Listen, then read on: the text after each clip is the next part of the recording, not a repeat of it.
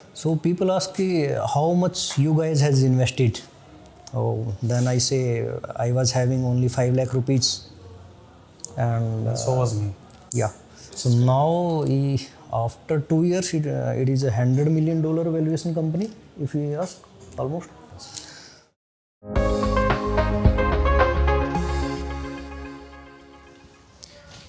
Hey guys, welcome to Backstage with Millionaires. I'm Caleb, your host, and today, the guests that we have on the show are JP and Ravinder.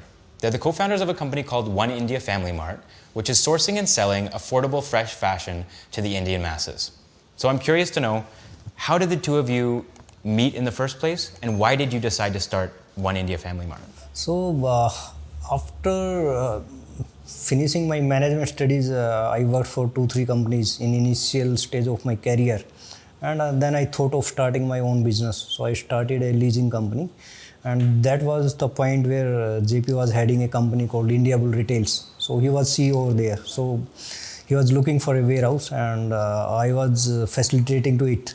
So this was the very first time I met JP. He was having some requirement, and we met almost for 2 hours, and it was a good chat with JP. And JP the same day offered me, "Yeah, leave it. We'll start a business sometime." Wow, that's quite the offer. Yeah. Yeah, I think it was just an instinct, which comes out in that spot of a moment, and it took long time to actually materialize. I think we met probably as early as 2008, and before we could join hand and start this business, it was 2013. So though we incorporated the company in 2012, but we kept on meeting in between, and we kept on discussing a couple of ideas, but then I was part of retail all my life, and founder of one of the largest retail in the country, and then couple of many other retails in the country. But I think I took a call myself saying that yes, I need to do something of my own, since I understand this space so well, and I have been into this business for ages. So that's how we partnered and they formed this company in 2012. Though first store which we opened was in 2013, so which was almost a year apart or more than a year apart. What happened in that year? So we formed the company, we took up office, we took up warehouse, and since retail is a large teamwork, so it was difficult getting people onboarded because if you're a startup, it's equally difficult. This wasn't your office at the time, no? No, this is indeed our third office. Okay. So indeed, we started in 2013, April, May. That's when we took our first office cum warehouse, which was hardly 78,000 square feet. That's where we started from. So what was it like when you had, this small office, you had just opened your first store? Like, was that Once you're opening something for the first time, you have a very different level fear at the back of your mind. Does it work? Does it doesn't work? So I think all our life, both have been professionals, working for somebody else. So actual P&L was somebody else's baby, we were paid our salaries on time. And this was the time when we were supposed to deliver and pay salaries people on time. So this was a different ballgame altogether. Sure. And I think, so the first store which we opened was in October 2013 in a very remote place called Ghazipur, which is next to Varanasi. Varanasi is today a popular town. That's where we started our first store from, and then we opened our second store, which was in Fatehpur, next to Kanpur, which was again, I think, Sea City. Quite a bit of space between these stores. Yeah, I think this was largely because this was the time when nobody was willing to give you properties because you're nascent, nobody knew you. The only badge what we had was, yes, I've been working for these many retails, and very unfortunate that even before we could open our first store, my mother expired. So it has been a troublesome journey to get things sorted for those two stores. I think this was most difficult time for him, at least. So when we started the very first store, we were having only 7,000 square feet office cum warehouse. So why it should be like this only? But initially we were having very, you can say, financially we were very weak when we started this organization. And if you can manage the show within that finance, this is the art of business, doing business. So JP was having good credibility because he has worked a lot for many retailers. So people helped us a lot.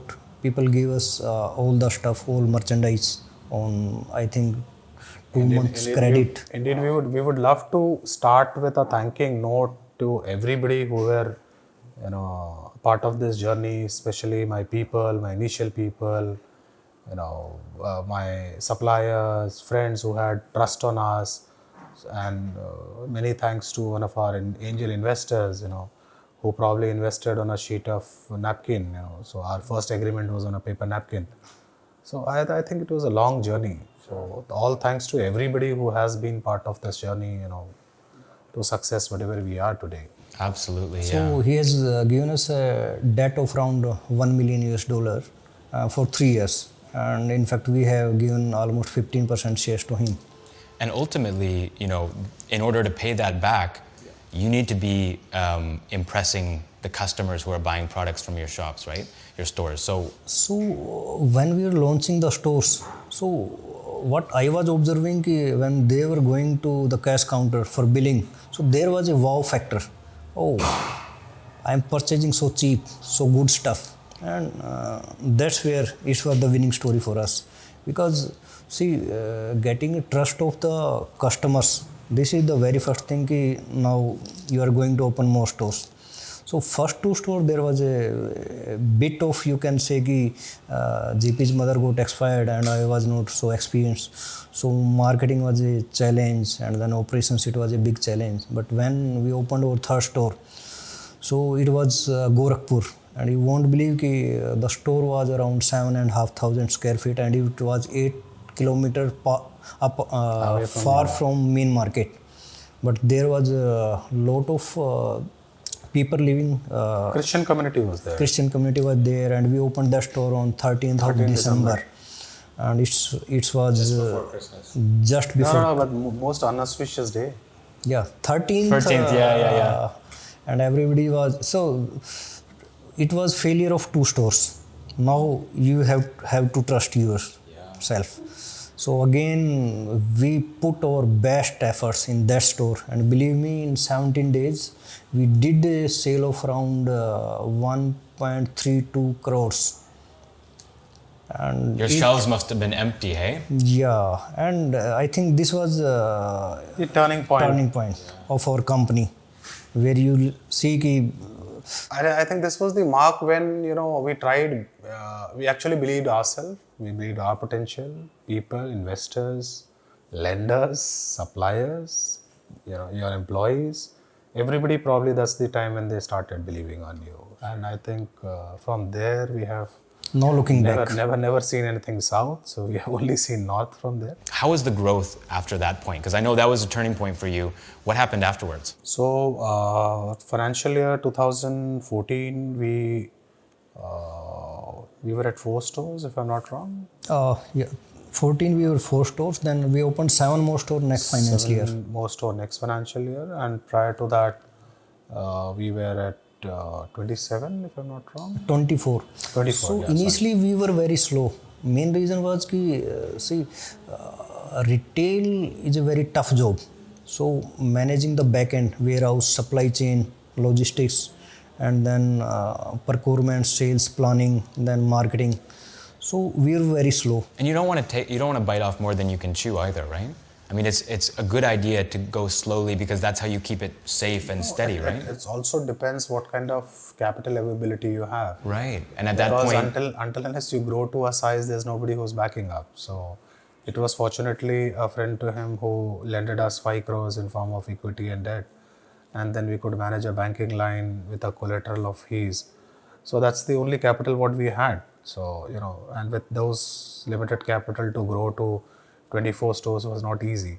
And so that is when the time when we felt that yes, we have perfected the model, we now understand the business, we have been profitable year on year. So I think that was the time when we thought that we should move out to the equity market and then probably look at investors and probably which will help us grow faster. So I think that financial year we ended with 27 stores. As you rightly said, we kept meeting people, but then, there was not much of a good response for this trade. But things started turning a bit better 2017 onwards. So that's the time when we appointed this banker, Prabhudas Leeladhar. And so I think even before he took up this assignment, he actually wanted to convince himself whether this is the right bet. So this was the time when he visited a couple of stores, he met a couple of people with us. They did their own set of diligence, Reiki, and then they took up the assignment. We met a couple of investors. I think Carpedian was third, fourth whom we met. But I think what happens is most of your ideas actually get sold the first time and the second time when you meet. So I think we were lucky to get hold of Carpedium, to be very honest. And indeed, later they revealed they were not at all interested in this space, but they ended up doing their highest bet on us. Wow. That's the power of a first impression. Right? Yeah. So and I think thanks to the entire team of theirs, and we could, for whatever reason, I mean, since we were a very small company at that point of time, to Grant Thornton did the diligence for us. There were a couple of other companies who did financial diligence. Somebody did process diligence. The other did the legal diligence. So I think we all got over with the process. I think as early as early December 2000. Yeah, and even without signing a single document, this fund pumped $2 million in our company. Sorry. How much money was that? Sorry. So almost they transferred 10 crores of rupees. 10 crores on a handshake. Yeah, on a handshake, but after doing the diligence, but before the final papers and everything was signed. He didn't sign any document. They were having so much of trust कि 1.5 million almost. Yeah.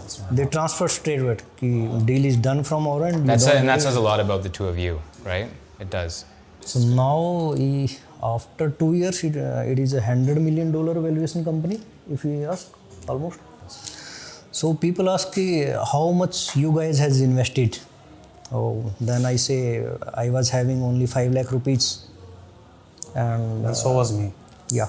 So I think there's a great message behind our journey is that you should be passionate about what you are doing. You should be trusting what you are doing, and people are there with you. So I think we are a classical example of that. I think we are on the verge of opening our 100th store, and we should be doing close to 600 crores plus minus revenue this year. So I think the message is you should be passionate. That's it. And you should be honest. You should be passionate. You should be straight. Whether it is your suppliers, whether it is your people, whether it is landlords whose property you are taking, you need to be very, very fair and straight. I think that's what we have been all our life.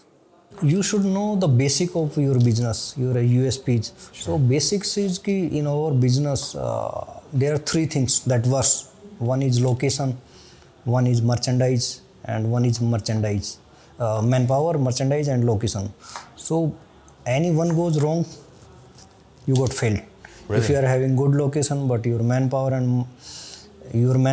good, location good, but your merchandise is not good, it is lost. Yeah. So same goes with all 3 of us. Sure. So normally we open our stores in high streets. We don't go to shopping malls, because shopping malls having life of 6-7 years. In India especially, I can't comment on rest of the world, but in India most of the time after 6-7 years, that location become ideal. People don't go. People go only for having food. So this is all about now. We are launching our 100th store this year, and we are really very exciting. And sure, and I think it's amazing though that, I mean, when you really think back, I know you're here now in your big office, you've got 99 stores, but think back to the early days when it was just the two of you having a meeting, right? You didn't have an office, you just had an idea, right? And how far things have come. I mean... So it has been a good journey till now. 100th store celebration is about to get on this month mid. Yeah. So I'm also curious to know, because you guys are basically experts at this point in retail, and also I think you probably have your finger on what's happening here in India in this space. What's going to happen moving forward? Where do you see things going in the next, for example, the next decade? Or even the next 5 years? To be very honest, I have seen this journey since I came into the retail space way back in 1994. So this country is evolving in terms of organized retail. I don't know the number which keeps coming up saying organized retail has reached 5%, 6%. I really don't know where it has reached actually. But to be very honest, large part of this 5-6% is urban. Rural is probably either fraction or not even less than 0.5% of this, whatever we talk about. So there's a long way to go. So, and I think we are into a business, even if we keep opening stores our whole lifetime, we still don't complete entire India. India is a huge country with 1.3 billion population.